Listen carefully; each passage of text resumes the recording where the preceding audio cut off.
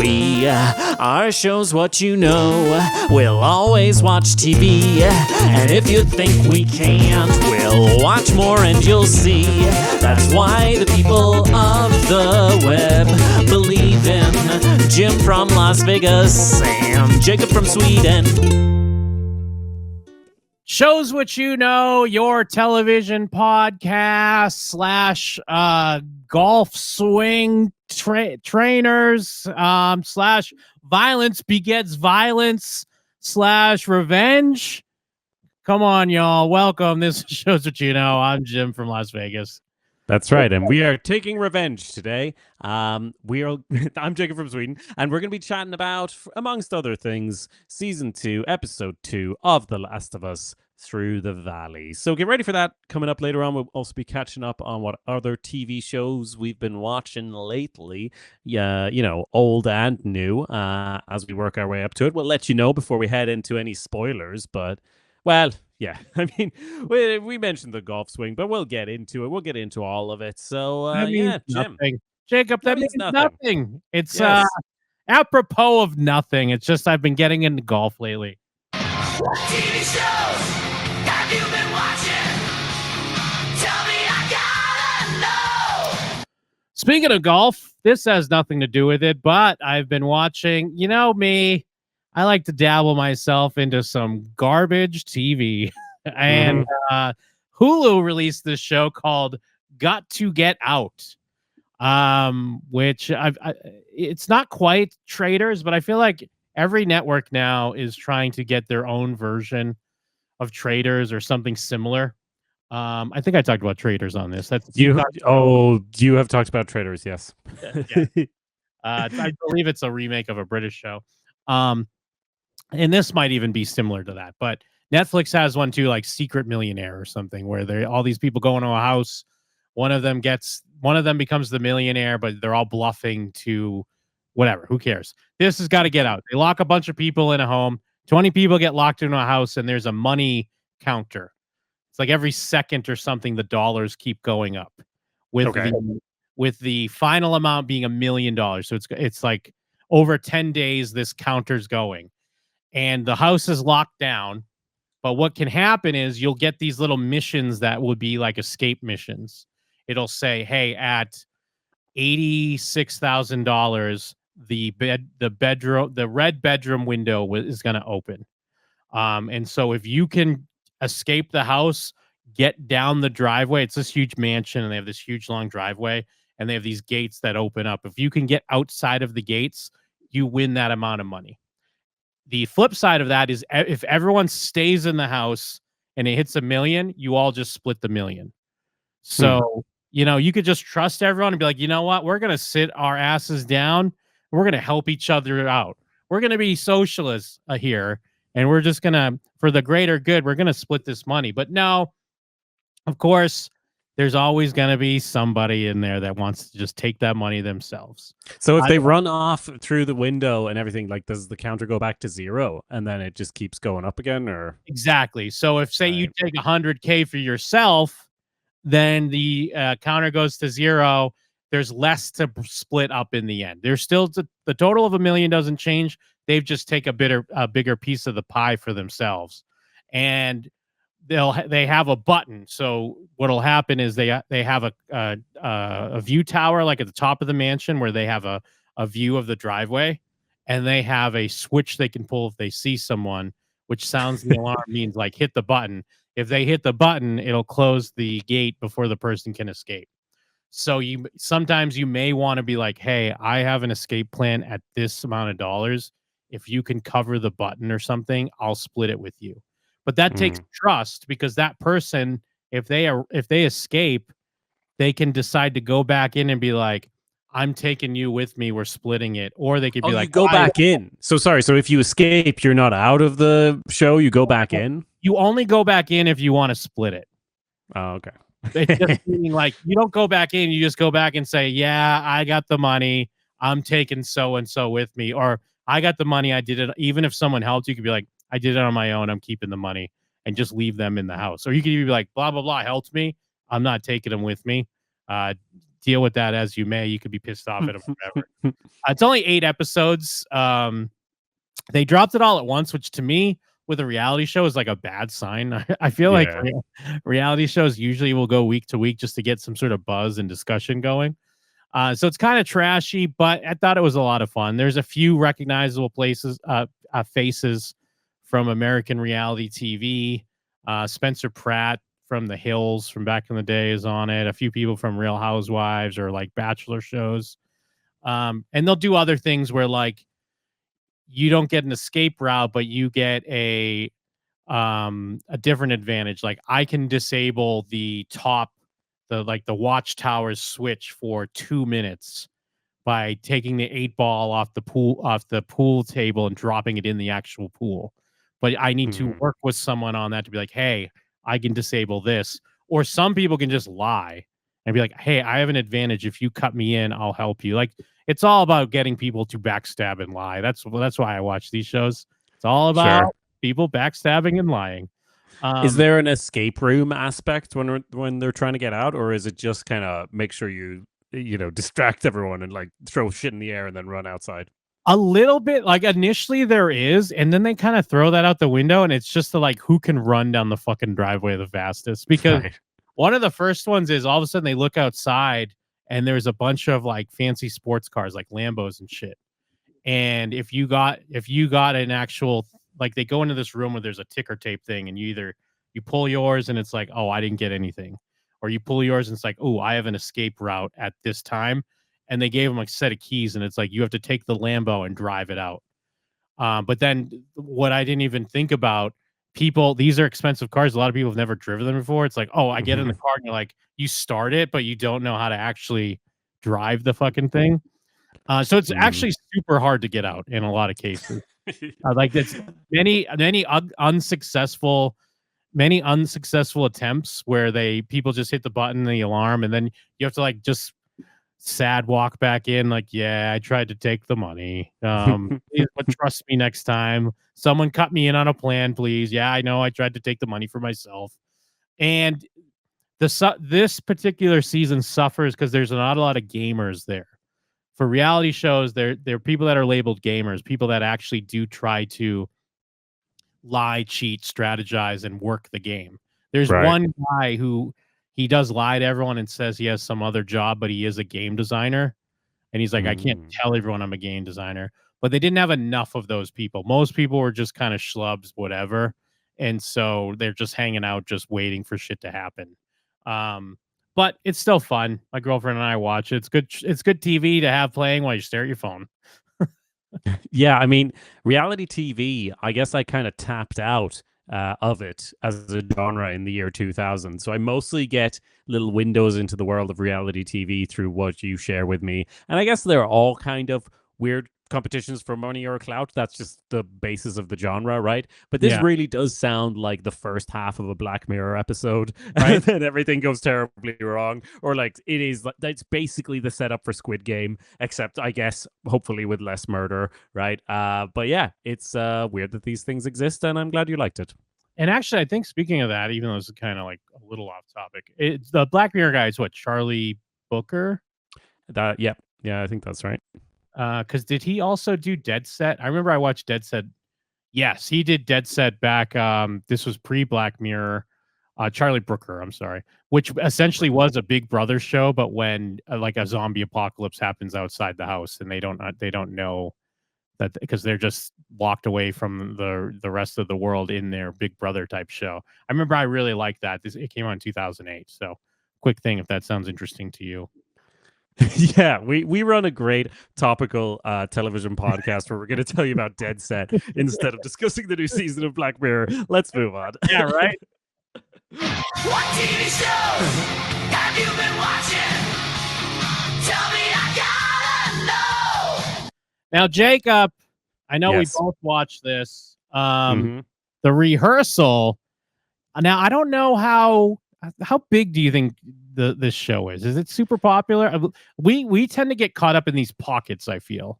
I don't want to call them hipster shows, but would this be like almost like a hipster show?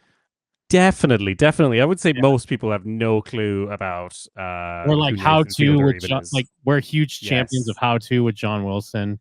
Yeah. Um, but No which is one's also seen that. yeah.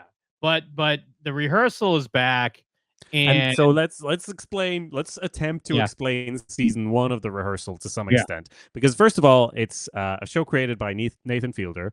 If you have heard of him, you've probably heard of Nathan For You, or maybe seen some weird clip memes. on your TikTok or something, or a meme. Yeah. Yeah, You've definitely seen something that has been impacted or created somehow through Nathan, even though you might not have realized it. Like this show, Nathan For You, back in the day, was when he would go and help out various businesses. So he sold himself as a business consultant, and he would help businesses, kind of a take on all of these reality shows like Gordon Ramsay Coming to a Kitchen or whatever. He helps you get your business traffic and such. But he would always have a plan that would go completely off the rails. Like no logical person would ever come up with this idea to raise business. And it would be stuff like, he's trying to help a coffee shop, and that he will change the coffee shop into Starbucks because people like Starbucks. But you can't just call it Starbucks because of copyright. So technically they have to let's make it a parody of Starbucks. So they just created Dumb Starbucks, a whole coffee shop that was branded as Dumb Starbucks, and they legally couldn't do it. So they were like, technically it's an art gallery, and then this became like a viral sensation. You'll often see stuff, weird shit in the news, and like people on Reddit or whatever is like, we're gonna find out later this was a Nathan Fielder show or experiment or something. And the rehearsal, season 1, which I believe I mean, you and I certainly chatted about it.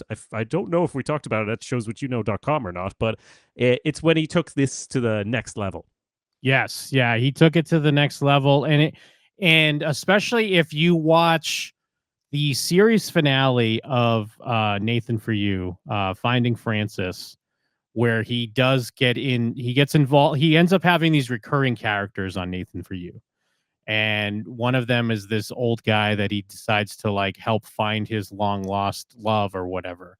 And through the if you rewatch that now, like through the lens of the rehearsal, where you could see some of the seeds of the ideas, because he does have him reenact stuff from his life or rehearse meetings that are going to happen before they happen, so he's prepared. And then that gets played out to like the 100th degree in the rehearsal, where everything is about preparing yourself in the most outlandish way of like rebuilding a whole bar, hiring extras and actors, but also training them in the Fielder methods so they study real people. So you're like trying to build an authentic experience in a completely inauthentic world, which is impossible to do.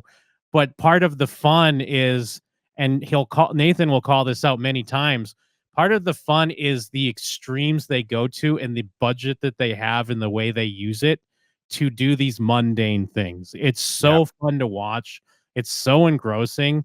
And from my understanding, I don't know if I'm telling tales out of school, because I guess I'm already getting a little bit into the new season. Um, I do know, actually, and you know of him as well. Listener of my podcast, Jim and them, does like lighting work in Hollywood, and he actually did work on this season.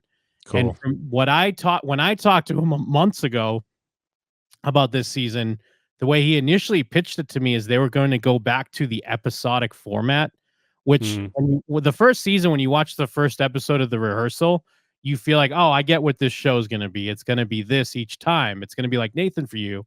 He's going to pick different people and just go through this whole process. Yeah, And and it, the process, just to explain, like the yeah, rehearsing part, people will, would have sent in submissions along the lines of like, someone wants to tell their quiz partner in the pub that they like them. And mm, so, as you mentioned, he'll just construct an exact replica of the pub where he always does this quiz night so that they can play out scenarios over and over to try to make it perfect. And this is all kind of played as like a weird insight into Nathan's own mind, where he like doesn't understand social interactions, but he builds something that he can completely control. And from being episodic at the start of the season, it kind of goes off in weird directions, much like his shows tend to. yes, because then the season one of the rehearsal became more of this thing about Nathan himself and trying to find a real moment in a world of, fake. Like, and it's so funny. It's so funny, but then it does feel like, yeah, he's a comedian and he's goofing, but it also feels like he is exploring parts of his psyche. And it's like, at least the way I can relate, since I like to parlay myself into comedy a bit. Sometimes it is easier to play with insecurities and things you don't really necessarily want to communicate about when you could play it out in a comedic setting. So similar to that, like the way I was initially told what the stuff they were working on, it sounded like they were going back to just more episodic, focusing on just specific people, and then a very late change um just changed it into what it seems like, at least with this episode setting up. Again, maybe the season will divert more. I'm sure it will. But this season 2 really gets into aviation and I mean, it's apt, at least for now, like here in the States, where we're hearing more stuff about accidents and things happening. It's almost weirdly too current. Topical, yeah. Yeah, Yeah. I almost would think that he'd be like, "Oh, maybe we shouldn't be touching this in a comedy show," but it's handled brilliantly. And I mean, I did text earlier, and again, maybe this is not something I'm supposed to talk about, but I was just like, I was like, "Is this aviation stuff a more recent addition?" And he's like, "It's completely new direction. Nathan using HBO to finance exploring his personal interests, in my opinion." And I mean, he does essentially say that kind of Yeah. throughout the premiere. And not that I ever had any doubts, but I never got into that show, The Curse. I only watched like one Mm, episode. I've been yeah. meaning to go back and watch the rest, but that's more Nathan just doing an acting thing. Like it's just a real show, which is fine. But I love when he's doing this stuff because it's always I'm always waiting for the other shoe to drop. I'm thinking I'm calling stuff now. I'm like, oh, this is gonna be fake. This is gonna be fake. But then you never know. And it's I don't know. It's so fun to watch. I'm so excited that it's back. What are your thoughts so far? Yeah, it's a great first episode, and it definitely seems like this season's going to be focused on aviation. Yeah. So essentially, like starts with Nathan going through a bunch of flight statistics. Actually, it starts with just a pilot and a co-pilot having sort of an exchange in a cockpit, and then that leads to the flight crashing. And we learn later this is like an actual transcript. They're all he's recreating transcripts of flights crashing, and it's in front of this massive like curved screen that shows the outside and everything, and it goes from showing the beautiful scenery flying around or the clouds or whatever to the fiery inferno as they strike the ground, and the actors are just kind of dead there. And then Nathan's just standing there with his weird craned neck, like staring into the cockpit from the outside like he's the devil. And it's just a fantastic intro, and it's kind of like it's comedy slash performance art, right? Like, and that's very hard to get right. I don't know many people who can get that so right, but we're so deep into it. I have no clue what someone would make of this episode having not seen the first season, or Right. Nathan, for you, or anything from him. But I do feel like so far anyway, it kind of, the fact that we have the first season in the bag means that he can just launch into this. And there are several scenarios in this episode where I'm like, I just assume everyone here is an actor Yeah. except this one person that he's tricking, but we don't even get to the reveal of that. Or like they'll just casually show that they've built a whole Delta office or whatever just for one bit that's part of the narrative. And yeah, it's just great. I love how we're reintroduced to the concept of him talking about, like, he references in the first couple of lines of like, it's hard to do something serious when you have to make a comedy show or whatever. And that's the only indication you have that it's a comedy show in the first Yeah. kind of 10 minutes. And then he keeps talking about it, about that tension. He claims that he wants to actually improve aviation safety because he thinks he's sort of discovered, and he's talked to professionals, and he is of the opinion that it seems like communication problems in the cockpit is what leads to most of the aviation accidents that happen, which seems right, like seems true just based on this documentary. But I love that he ends up on the phone with Delta or whoever it is, some airline, and he's talking about how it's a documentary, or they're asking like, is it a documentary? He's like, Yeah, and that's kind of our discussion of the show as well, because it's got a little bit of everything. But I was so into it immediately. I'm such a mark for Nathan Fielder, and then the introduction of the co-pilot, like the actual main character of the episode, of him not being an active co-pilot in his own relationship. They end up bringing in his long distance girlfriend, who's clearly like being hit on by other people, and just his ability to take what seem like normal people on the surface and then have the weirdest interactions with them, and then coax them through having a massive budget and everything to, like, because who wouldn't want to be on an HBO show, right? And then people end up in these very strange conversations, having these insights in the weirdest fucking ways. And yeah, it's just great. Well, and what's great about it too is kind of on the surface, it almost seems like a Nathan For You thing. Like the plan, fix communication in the cockpit of like, because it on one hand it feels like like a unimportant, ridiculous thing to focus on, but on the other hand, it seems completely viable and actually a great point. And then compounded with the idea of like, if you're familiar with Nathan's stuff, it also feels like something, at least the character that he portrays as Nathan Fielder, which I assume is still partially really him, communication would be something that he also struggles with as well. So it also feels like something true to at least the character he portrays. So it's such a perfect bundle, the way it all comes together. And then it kind of ties into the real thing. It's almost like, in a similar sense, the episode of Nathan For You when he does Summit Ice, where it's like he builds a legit outdoor jacket fashion company that is, to help Holocaust survivors. Like it's a goofy thing, but it also feels like it has real merit. Like it's really genius. And yeah, I mean, I feel like anytime we're going to talk about this stuff, at least so far, it's always going to be like, what a home run and how great it is. So I hope you like Yeah. it as well.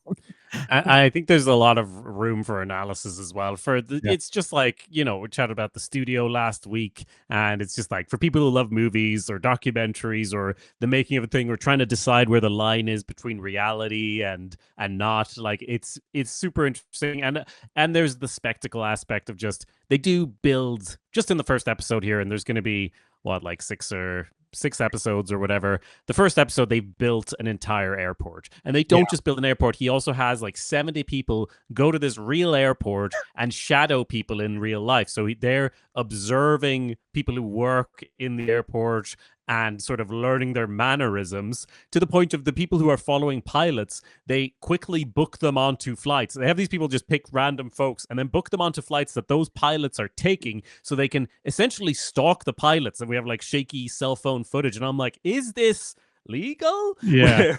Where these 70 actors trained in the Fielder method are following people to other cities around the US. Even like one shot of one person like knocking on the door and going inside like, hey, I think I left my wallet there, just to kind of interact with the person, learn their mannerisms, and then copy them, duplicate their behavior in this fake airport. And this is episode 1.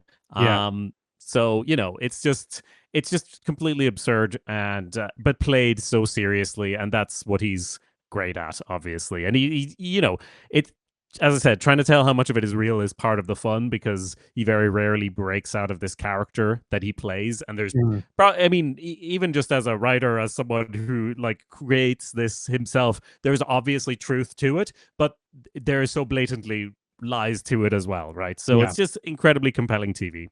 And even on this, even just from the surface level, it's just so funny. It's just such a funny idea to think that you can rehearse spontaneous moments, like just to try to just build an organic moment, but build it in a studio. And it really just even shows the absurdity of, similar, you brought up the studio. It shows the absurdity of like how much money gets thrown around for these TV shows that you watch. I think he even specifically says it like, HBO wouldn't give me this money to fix aviation, but they'll give me money to make a comedy show. So how do I do both? But here we are 10 minutes into the episode. There hasn't been anything funny. And yeah, and it's a good point you said, that it's just like this impulse that he, seems to have of like, I need to control everything. That's how I can make sure I do the right thing and avoid being socially awkward. If I could just rehearse everything, if I could control everything, I could make it perfect. And it's so clearly the wrong approach to living your life. But taking that wrong approach and elevating it with millions of dollars in budget and like building it out to this absurd, as the text message you referenced said, letting Nathan follow his notions wherever they may lead. So far, it's created good television, because it's kind of like we chatted about The Last of Us episode 1 of season 2. No spoilers, but there's just an anticipation in a fucking zombie show when everything's peaceful and calm, because things are going to go off the rails. Yeah. And just like that, in the first 15 minutes of this, like, everything seems pretty normal so far. I'm sure it's going to go off the rails because it's Nathan Fielder. Yes. What TV shows have you been watching? Tell me, I gotta know. And keeping the Max shows going and going. Last of Us season 2, episode 2. Should we just say right off the jump we're going to spoil this episode? Yes. We're going to be chatting spoilers about The Last of Us season 2, episode 2, which is if you haven't seen it, as far as spoilers, you should definitely watch it before getting into this, right? It's a big episode, but also, like, even if you haven't seen it, headlines and photos and stuff online, I'm sure you're going to stumble across the stuff that happened before we spoil it for you. So, but this is like their, what's one of the big, like, Game of Thrones war? Red Wedding. Yeah. Or not. It's even like that. If you know one thing about The Last of Us 2, part 2, you know this thing that happens in this episode, Yeah. So in that sense, it is like one of the Game of Thrones things people would have known about, even if they didn't, know what it was. You might have heard people reference golf clubs, for example, Yeah. But they also try to make it one of those, like, epic Game of Thrones ones where it's like, we get the big battle and the siege on. They really do. I wrote down, I referenced that in my sort of notes here as well, where there's this full-on attack on the city of Jackson, and it felt so Game of Thrones. And maybe it's just because whenever there's a massive attack on a fortress or a fortification, I'm like, yep, looks like Winterfell to me. Yeah. That used to be Helm's Deep. I mean, I know Game of Thrones went off the deep end, right? And no one likes the last seasons of Game of Thrones, but culturally, there's still that touchstone that Helm's Deep used to occupy. That used to be like the primo, there's a big fantasy battle thing, and now it's like, oh, it looks like Game of Thrones up in here. And it is, the director is Mark Mylod, he did direct some Game of Thrones episodes. I guess he also directed Succession. So yeah, I mean, and from my understanding, because again, even though I played the game, it's been years, so I don't remember, but the whole siege thing is not in the game. That's something for the show, which it does work well, the way they keep intercutting between this big, it really is amping up the tension because we got stuff going on back at Jackson, and then we got things really heating up with Joel and Abby. I'm still, I'm a bit conflicted with how they already reveal Abby so early, and again, like maybe her motivations and such. Yeah, and maybe it's just because I'm partial to the game and the way the game doles that information out. Like, you kind of don't learn that stuff until after she does what she does to Joel. And could you explain, like, so we will, as we said last week, we're not going to spoil upcoming things in the game, but we'll talk about the game up until now, right? Yeah. So when you're playing the game, you tell me, but I believe you kind of you're playing as Abby, this character who kills Joel. You're playing this character of Abby, but you don't know really her motivations, and you basically end up being part of doing the deed, which of course had many players feel like revolted, right? Because Joel is them. It's not like watching a TV show. You are literally playing Joel through all of the first Last of Us game, right? So it's not even like you're playing Ellie sometimes. Or maybe you are a little bit. Yeah, you are. But there's whatever. But mostly Joel. You're right. There's like one segment where you're Ellie for a bit. That's when Joel gets like, he falls off that thing and gets like stabbed through the abdomen. Yeah. You're like taking care of yourself for a little bit. But you don't just love Joel because he's Pedro Pascal. You are Joel if you're playing the game, right? That is correct. And then you end up doing that to Joel. Yes. Then you have to play as Abby. And it's I'd mentioned it a little bit last week. It's similar to how when you're watching a TV show and sometimes out of nowhere the next episode we're with some different characters, and I like that feeling sometimes of like, wait, what's going on? How does this connect? And you slowly dole out the story and get into why we're with these characters. And the game does that with Abby. We just know we're with Abby. She's with this other militia group and she's on a mission. I think we do know that she's looking for Joel, obviously. We just don't know why. And then the shit goes down. And then we find out the like the reasoning why. So I'm not sure. I mean, maybe in the show they just thought like you want to plant those seeds to because obviously she kills Joel in a horrific way, and I mean it's going to be tough enough to get the audience on her side either way. I guess maybe they figured if they plant those seeds, it'll be at least give something to have the audience like hold on to a little bit. Because I don't know if you remember, or I don't think you watched Walking Dead, but I mean, kind of spoilers for Walking Dead from like a decade. But when they kill Glenn, like they killed him in the comics, a lot of people really checked out and they're like, fuck this show. And they didn't watch it anymore. So I'm wondering maybe people were more prepared because this has been something a lot of people still knew. I know a lot of people didn't know if they didn't play the game. I'm wondering how the audience reacts to something like this as far as the TV show is concerned. We know that the game community, a lot of people were very upset. So it is a big deal. I mean, it obviously is a point. They're trying to do something here.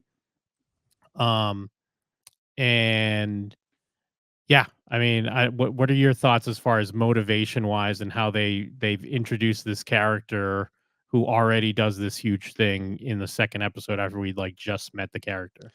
Yeah, it is interesting. They even give Abby a sort of evil villain speech as she's like doing it, right? Which and like lays it all out, and Joel gets to be cool and tell her to do it already. It's interesting because I can imagine it kind of working as a bit of a mystery, like with Ellie figuring out later on the actual motivations behind what's happening and sort of learning some truths about that or whatever. There's stuff you could have done there, but I'm not going to judge it yet. I think it works fine up to this point. I think if this happened and we didn't know, I don't think it would make sense to follow them if we didn't know why they were looking for Joel in the TV format. Like I could see why they did it this way. So kind of goes both ways. Although talking about like not wanting people to be too disappointed, I do think that the battle is basically there just to keep everyone hyped, even though Joel dies. I'm kind of whispering Joel dies because my partner hasn't seen it yet. But she has. I don't want to spoil it. Yeah, if I say it makes it real. I imagine people just might, if they just have it as in the game, people, and especially if they don't explain why, they might just have people go like, well, I don't want to watch a show where I'm just sad. I don't want to, why am I going to keep watching the sad show? And now you have an epic Helm's Deep Game of Thrones battle going on where at least you got to keep watching because that was cool, and that is, I do really enjoy that sequence as well. It's very cool. Maybe it's the snow that makes me think Winterfell, I don't know. But I really thought, and as you said, I have enough awareness of the game. I was like, I don't remember this happening, but I was still like, oh yeah, I guess Jackson's gonna fall, and I even thought it was happening, right? But they managed to fight them off for now. Well, yeah, and a few things because I think I forgot that I had mentioned it to my girlfriend after we watched season 1, where I was like, if they bring in Abby, she's gonna kill Joel. Like I think maybe I just like was talking about the game because just thinking like, oh, we're fucking 5 years from She won't remember this. And then it's funny because we were watching the episode. And then about halfway through, she's like, wait, didn't you tell me that Abby kills Joel? And I was like, did I? I don't know. I'm not sure. And then when it happened, she's like, she did say, I don't want to watch this show anymore. She's like, I watched it for Pedro Pascal. And I was like, well, maybe he'll be in flashbacks. Maybe he's all right. Maybe he'll come back as a good infected. You never know. Well, he's definitely going to be in flashbacks. I'll tell you that right now. But But also, I guess the main thing that they would bank on for you sticking around. It's very reminiscent in my eyes to the Employee of the Month episode of Sopranos, where Melfi gets brutally attacked, and the audience wants her to tell Tony about it. because we want to see them get their retribution. So I mean, obviously, you want to see. Ellie says it in this episode. I'm gonna kill you, and you're like, "Fuck yeah, Ellie, let's fucking go. Let's do it for real." Yeah, or maybe more of a Ramsay Bolton situation, right? If because it's The Sopranos, we never get that. Well, I mean, yeah, I was gonna say that, but Yeah. but you're playing with that same.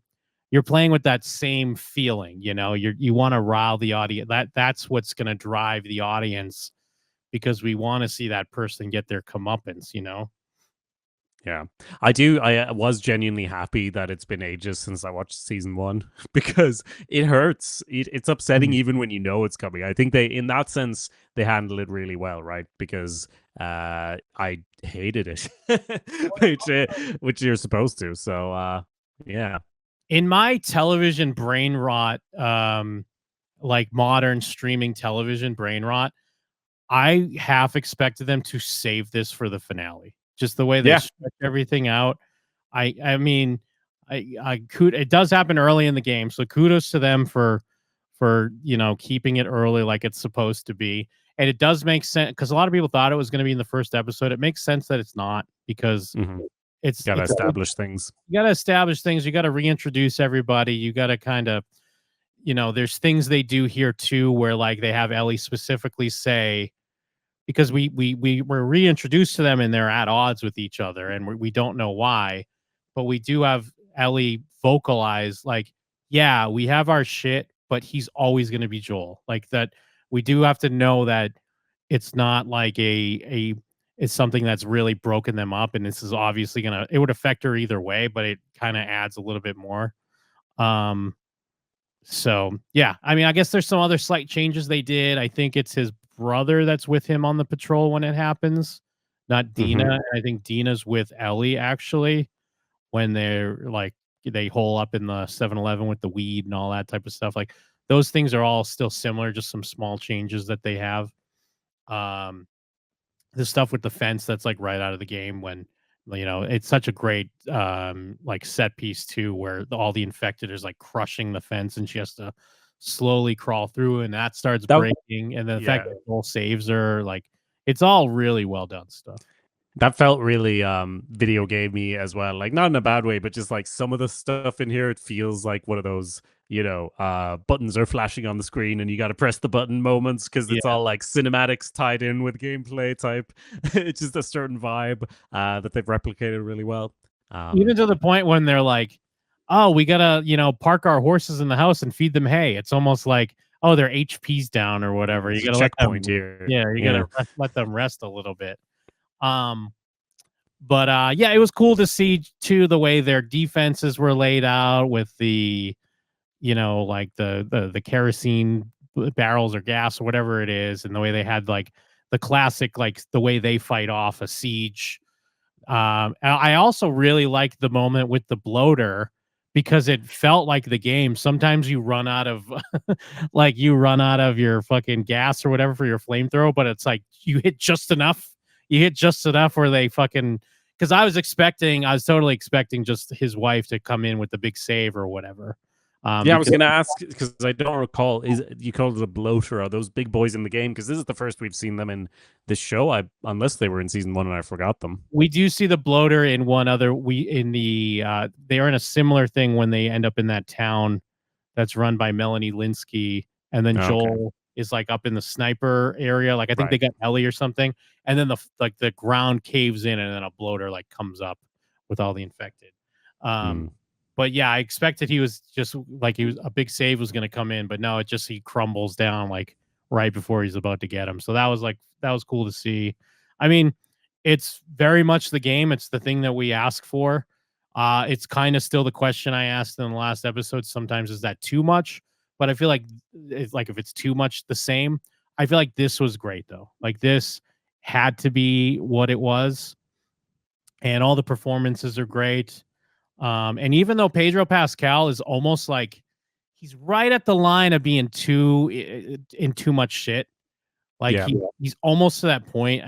Maybe by the time Fantastic Four comes out, it's going to be like, all right, enough of you. But he's not quite there yet. But he's almost like, I even saw some memes that were like, why do you got to kill Joel? And it's like, because he's in too much shit, like stuff like that. Like, because that motherfucker does not say no. And Yeah. it's probably a similar case of like he's been acting for so long. We talked about how he's in season 4, episode 1 of Buffy, and he's like completely unrecognizable because he's this like little young whippersnapper actor, and now he's like a megastar. So of course he's probably dreamed of this shit forever. People are offering him stuff. Yeah, I'll work with the Coen brothers. Yeah, I'll work with that. I'll work with Marvel. I'll do this. I'll do that. Can't blame him. He's so cute when he's talking about Sarah Michelle Gellar as well. Just like Right? such a Yeah. fanboy about it. Like maybe I was gonna say this generation's Sean Bean. Maybe given the, I feel like he could die in a few more things, and it could just be kind of like he'll show up for an episode and then get killed. We can certainly take that. But on the topic of that scene, as you said, all the acting was great. I did read an interview with the director Mark Mylod in Variety, which don't read that because it has spoilers for other shows. Just casually throw in there. Starts with a spoiler warning for this show, and then it's like, and of course, Mylod also directed this other episode where this other fucked up thing happens. I'm like, Right. cool, hadn't seen that yet, but Yeah. but yeah, just quoting from her, nothing from him, and nothing too crazy, but just talking about the filming of the scene, saying that Catelyn and Bella had to make themselves so vulnerable over multiple days to find extraordinary mental and physical stamina to take themselves to the edge so that nothing was left on the table emotionally. And he said, there was just this one take where I couldn't talk afterwards with tears running down my face. And that's the lovely moment as a director when you know that's the one. So, Yeah, well, the one thing I guess about Abby, I do wish that she was a little bulkier. I mean, if yeah. you don't know the game, like she's ripped. Like I didn't expect her to be like that, but I do wish Caitlyn did something. I get they're kind of going for this whole like she's Ellie or whatever. Like it's just the other side of the same coin. It's like she's just another girl, a relentless force of nature. I think they describe her in like the making of discussion or whatever. And I get that, but that's also what the game was doing. But that's why they made her physically different. And again, I don't expect her to completely change her body, but I don't know. Maybe you could have Sarah Connor her a little bit. Yeah. Because I think there should be more of an intimidation factor with Abby. We'll see how that plays out throughout the season. And again, this is just a small, like this doesn't ruin anything. I'm just pointing it out as, an insufferable person that has to compare it to the original source material, There were always out there. That's the only thing I like her as an actress a lot. But I just wish there was something to make her a bit more intimidating.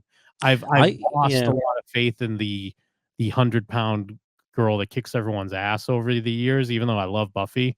But like some of that stuff I just wish that was a little different. Yeah, because we kind of already have Ellie filling that role. And, I think we all believe in Ellie's presence. We've been with her through the transformation from small, scared girl, right, into a fighting machine. But that's why I kind of agree. It would be nice if she was a bit swole. Or maybe it's just something that, when it's written this way where all her friends are kind of like, we need to get we need to go. None of them seem convinced by this mission that she's on.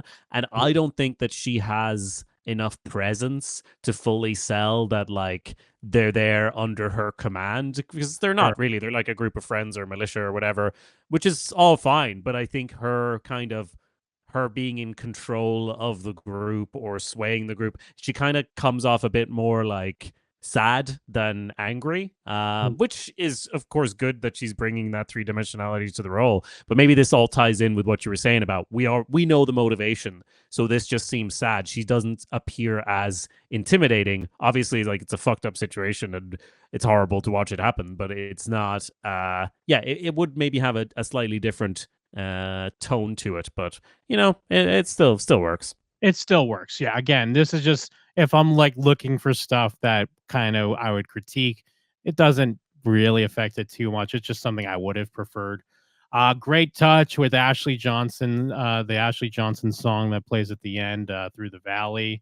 Which I didn't know, but you're going to tell me probably that I read this in the same article, that Ashley Johnson being the person who was the voice actor for Ellie in the video game, right? Yes. Well, I thought we talked about it too. Well, did we talk about season 1? Maybe we didn't. Because she also plays Ellie's mom in the finale of Yes. season 1. Yes. So yeah, I mean, it's kind of like the dream stuff of if you like a property a lot and someone's going to come in and adapt it, because it's always the dice roll of someone being like, I'm going to make this my own. I don't even really care. This is a job for me. But I mean, obviously Neil Druckmann's involved, but like Craig Mazin, like there's little things like that show respect and just work in a lot of ways. Because one of the best things about Last of Us is just kind of the whole like vibe and tone, like between kind of the like the acoustic guitar riffs that they have, the way the score plays, and just The Western kind of vibes. Absolutely. Yeah, that's what always sold the game to me. And it seemed like a no-brainer that would carry over to the show, but we've seen so many times when things get adapted and basic things like that don't come over. So just a great touch and a nice way to play that out. Well, let me ask you now, are we fully in the era of great video game adaptations? Because I haven't seen a good comic adaptation for a long while, and we've obviously, that's been the talk for ages. Oh, there's so many good more IPs to exploit over here. But now, to be fair, we've had The Last of Us, we've had Fallout, also another great TV adaptation. And in True. terms of box office, no one can argue with the Mario movie and even the Minecraft movie Yeah. making ridiculous amounts of money. Meanwhile, superhero films are just kind of shaky. They're not a safe bet anymore financially. So there's also stuff that's terrible still being made, certainly. But is this is the thing that has been promised for a decade plus finally happening, in that we're actually we've shifted from comics to video games in terms of the creme de la creme of adaptations? You know what? Maybe you're right. I mean, my initial head shake was no, just because I feel like people have been asking me that question for like 10 years. Like, Yeah. anytime something that's vaguely good, everyone's like, is this it? Because it's almost like we all know, it's like a foregone conclusion that we will switch from comic book adaptations to video game adaptations. Just like a few reasons why. I mean, one of them just because like it starts to get old. There's only so much past stories you can pull and adapt. And then also just the younger kids that are getting older, like they obviously were more entrenched in that genre, like video games and those. My biggest thing, although Last of Us has proved me wrong a bit, but like a lot of the best games, at least in my opinion, that I like, at least the ones that are adaptable, are essentially movies that are in video games. So it doesn't always work when you go the other way. I mean, I'm mostly pointing at like in Uncharted when I'm thinking about this. Like Uncharted it's an awesome game, but what makes it an awesome game is kind of like you're playing through a movie, through an Indiana Jones movie, essentially. Um, but then again, I mean, Last of Us is the same thing. The Last of Us is like you're playing through an awesome, like, yeah, modern post-apocalyptic Western. And they've been nailing it so far. And I completely forgot about Fallout. So Yeah. if they're giving it the respect, then yeah, I think you're right. That could be where we're headed. And I mean, the dollars are there and the success is there, where you have to imagine that that's what studio heads are looking at. It's just they're going to make all the same dumb blunders of like, well, the Minecraft movie did well. Let's do a legit Tetris movie or whatever, shit like that. Yeah, like I'm not saying either one is good, really. And I've also heard the same for like I feel like decades, right? Like, oh, it's finally like one good video game adaptation, and we're like, we're there. Lest we forget the Uncharted movie, which was fucking terrible, and it is like an Ouroboros of like a. It's that Indiana Jones is adapted into video game format with Uncharted, trying to put it back into a movie format. You're just kind of, yeah. I think the problem with that one, though, was they could have made more of a straight up adaptation. That was completely original, and it was terrible. It had that kind of tinge of a fucking Amazon Prime, Apple TV, Netflix, I guess any streaming service TV show. I haven't seen a good made for streaming movie in ages. It really has all of the connotations of a fucking direct to video thing, except somehow they all cost hundreds of millions of dollars. But yeah, Uncharted was terrible. Borderlands, everyone hated that film. That's right. I never saw it, but I didn't see it either, Well- but I think the key is just like what we're aiming to do here is exploit all the IPs, and we're going to bounce back and forth between comics, TV shows, turn them into movies, turn books into whatever, as long as it's pre-existing and has a fan base. We hate making new things, and I think the one positive about video game adaptations is that people are still making new, interesting, and strange video games that actually do get popular, right? So there are a lot more indie games that reach the mainstream than there are indie movies that reach the mainstream. At least that's what it feels like for me. There's maybe loads of indie games that were made by one person or a small team that, yeah, maybe that there is actually a good idea in there for a TV show or something, and there is something you could plumb. But let's not kid ourselves. We're just plumbing the depth of our culture for maximum exploitation over here. So whatever means necessary to cash in, we'll always be following that. But to your point, I mean, at least here in the States, this upcoming weekend, the Until Dawn movie's coming out. And I mean, Yeah, I'm a little partial to it because, and you should be too, David F. Sandberg, Sweden's own David F. Sandberg, and he came on my show, Jim and them. So if you come on my show, I'm a big supporter of you. Plus, he makes awesome stuff, and he goes above and beyond because his roots are in like YouTube shorts and online shorts.